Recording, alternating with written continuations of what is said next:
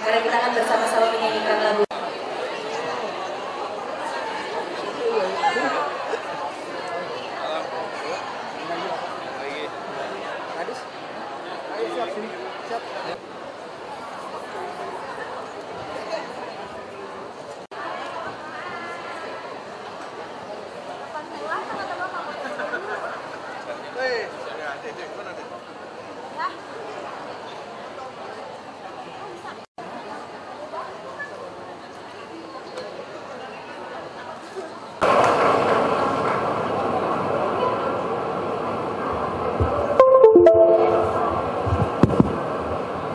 Assalamualaikum warahmatullahi wabarakatuh.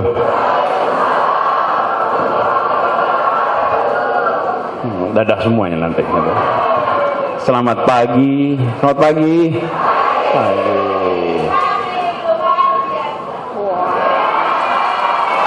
Boleh tuh PKK nih ya. Apa kabar PKK?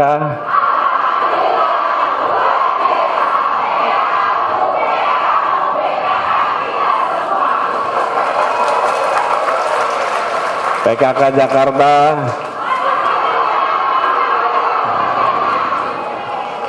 itu ini kode komunikasi PKK langsung nyambung.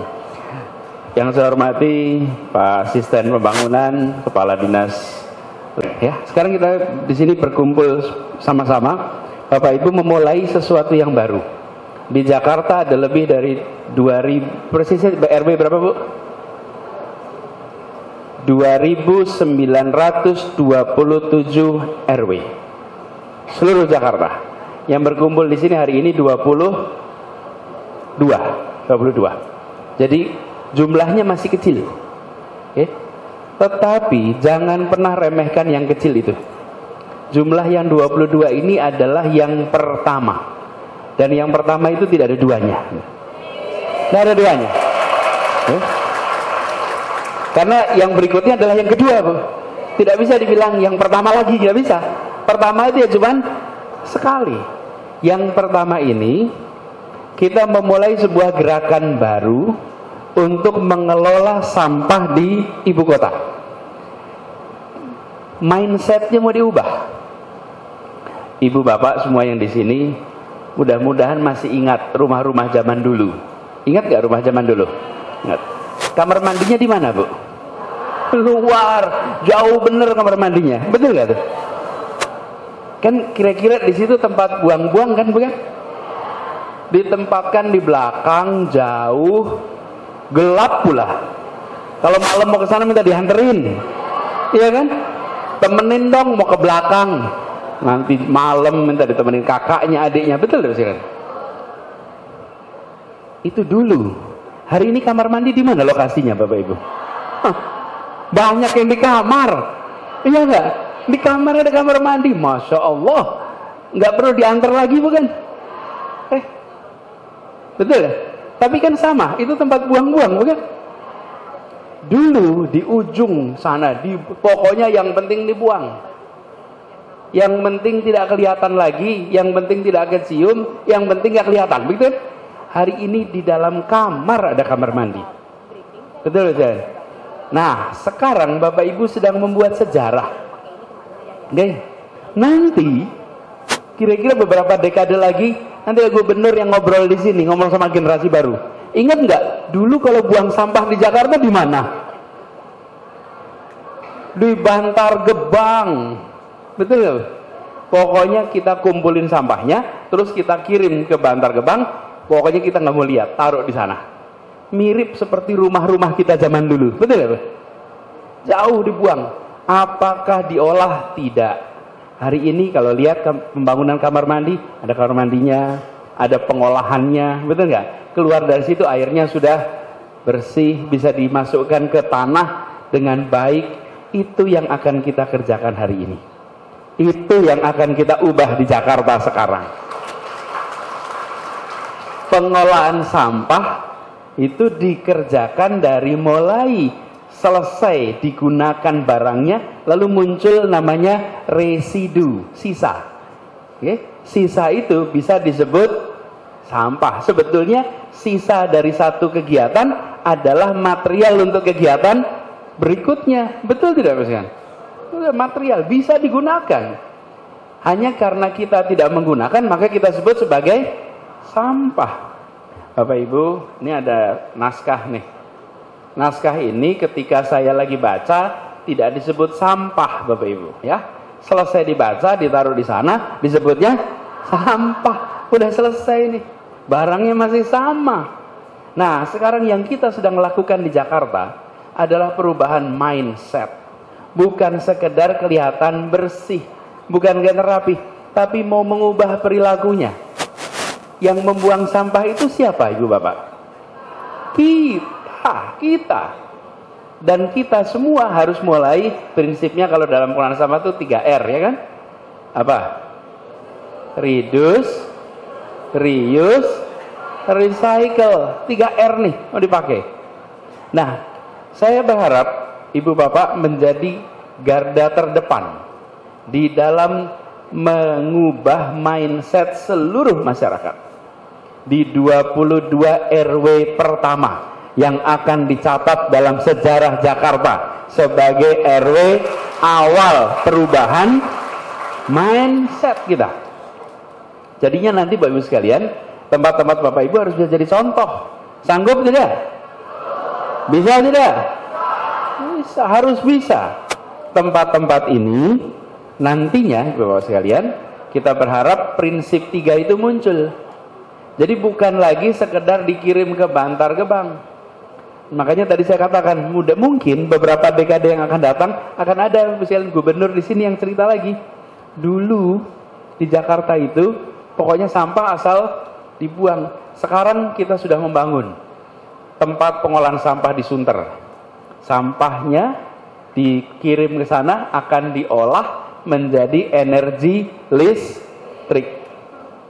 Tapi kita tidak mau seperti sekarang asal semuanya dikirim. Harus ada proses dari mulai penggunanya sampai ke ujung.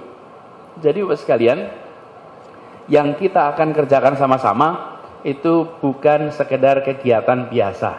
Ini adalah mengubah sejarah, mengubah perjalanan masyarakat di Jakarta. Dulu yang kita lakukan adalah sampai sekarang nih, pokoknya yang penting petugas sampahnya sebanyak mungkin.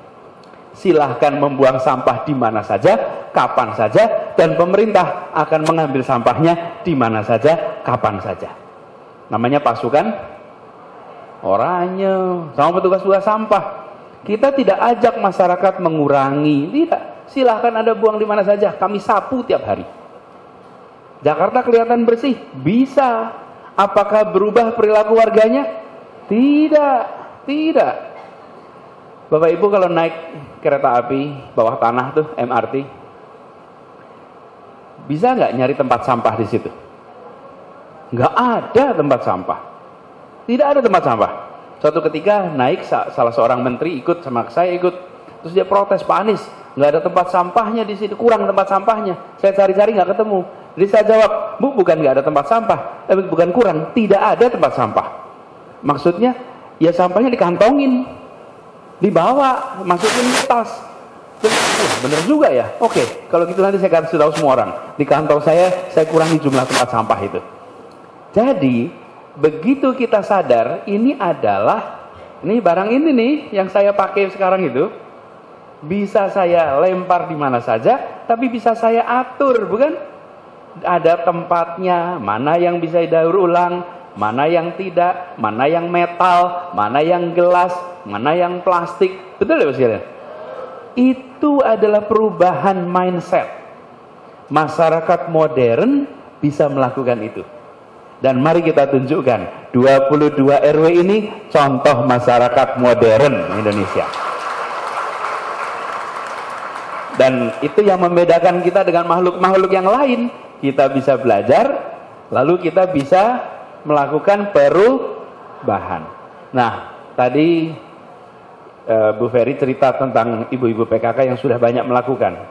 Kita ingin perbanyak, ibu bapak sekalian, banyak di sini yang sudah menjadi pelopor pengolahan residu. Pengolahan residu.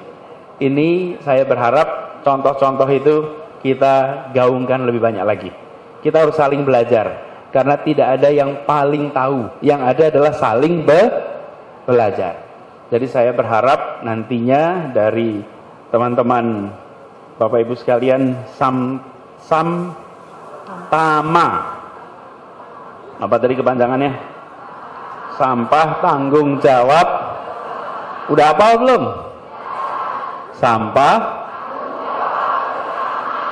Sampah tanggung jawab bersama. Jadi insya Allah kita nantinya bisa jadi contoh, bukan hanya 2.900 RW.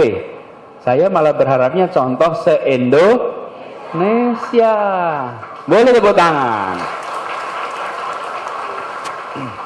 Jadi ini semuanya kita mengolah sampahnya. Jangan sekedar dilempar begitu saja. Ini kita alami kalau ibu-ibu bapak datang ke kota-kota maju lainnya, nanti akan menemukan bagaimana seluruh masyarakat mengurus sampahnya.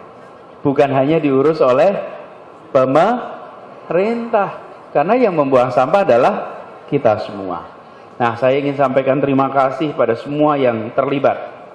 Saya betul-betul ingin sampaikan terima kasih. Ini bukan basa-basi, karena ini adalah sebuah perubahan yang sangat mendasar.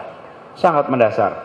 Dan ibu-ibu bapak semua yang menjadi Laskar Samtama dan kampung-kampung Samtama, saya berharap ibu bapak rumuskan kriteria kampung yang menurut ibu bapak layak disebut sebagai kampung yang bersih.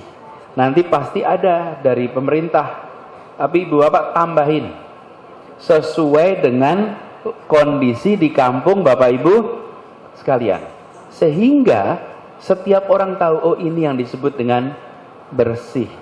Bapak ibu sekalian, saya ingin sampaikan di sini disebut sebagai kekecewaan dan apa yang disebut sebagai kebahagiaan. Kenapa sih orang itu kecewa? Kenapa sih orang itu bahagia, Bapak Ibu? Ada yang tahu nggak jawabnya? Kenapa saya kecewa? Kenapa saya puas? Puas dan kecewa, gitu aja. Apa yang membuat seseorang puas dan apa yang membuat seseorang kecewa? Kenapa?